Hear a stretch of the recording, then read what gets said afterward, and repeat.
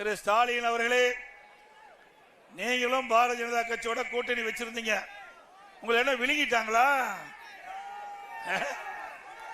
ஆனா உங்களோட நாங்க பலமா தான் இருக்கிறோம். நீங்க பாத்தீங்கன்னா பாரதிய ஜனதா கட்சியோட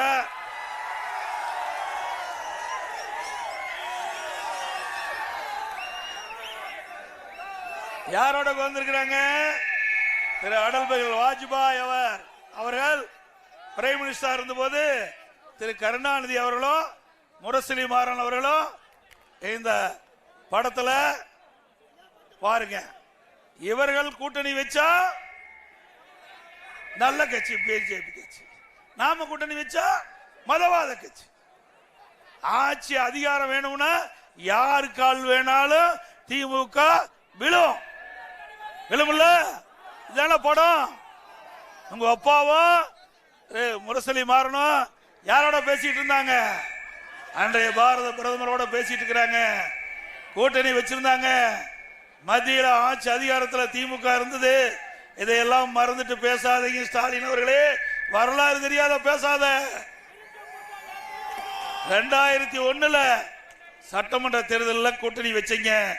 1999 பாரதிய ஜனதாவோட கூட்டணி வச்சு மத்தியில ஆட்சி அதிகாரத்தில் இருந்தது திமுக. 2001 பாரதிய ஜனதா கட்சியோட திமுக கூட்டணி வச்சிருந்தது. நீ பேசுவதற்கு தகுதி இருக்குதா? திமுகவுக்கு தகுதி இருக்குதா? இதுக்கு மேலையும் பேசுனா